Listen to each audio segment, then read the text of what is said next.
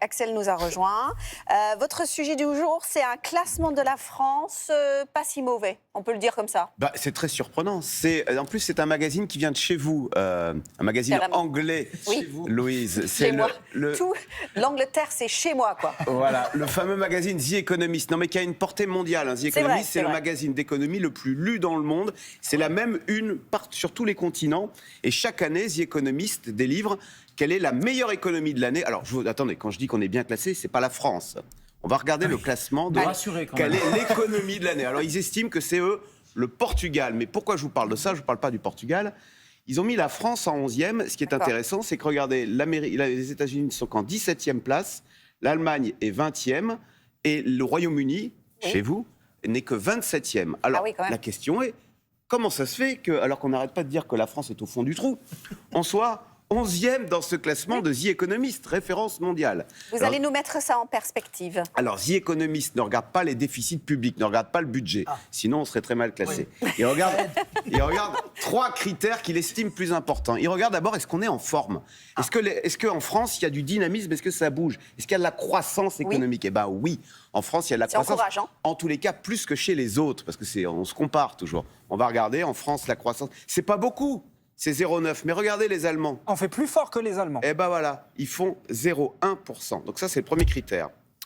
Deuxième critère, l'inflation. L'inflation. Et c'est là où les Français sont très très bons. On va regarder, parce que c'est toujours pareil, il faut se comparer avec les autres. Regardez les chiffres d'Eurostat. Regardez où est la France.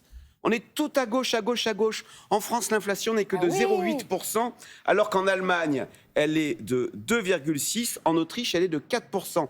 Alors, quand il n'y a pas d'inflation, c'est très agréable quand on fait ses courses, mais c'est très agréable aussi, vous savez pour qui?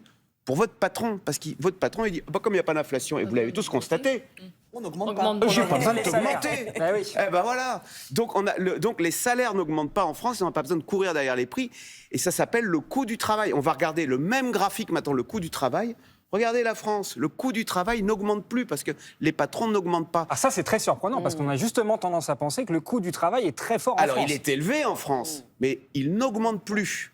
Ce qui veut donc il est dire tellement haut qu'on peut plus il augmenter. n'augmente plus. Ce qui veut donc dire que ça s'appelle gagner en compétitivité. Le Made in France gagne en compétitivité par rapport, je vous le fais dans le mille, en Allemagne, les salaires augmentent de 4%, de près de 4%. Donc vous voyez, on gagne en compétitivité. Donc l'Angleterre, The Economist dit, la France est un pays où il y a du dynamisme, où les salaires n'augmentent pas trop, et où, alors le troisième critère qu'il regarde, c'est la Bourse de Paris qui est en pleine forme, il dit en fait, l'économie française, elle n'est pas sur le podium, mais elle n'est pas loin du top 10.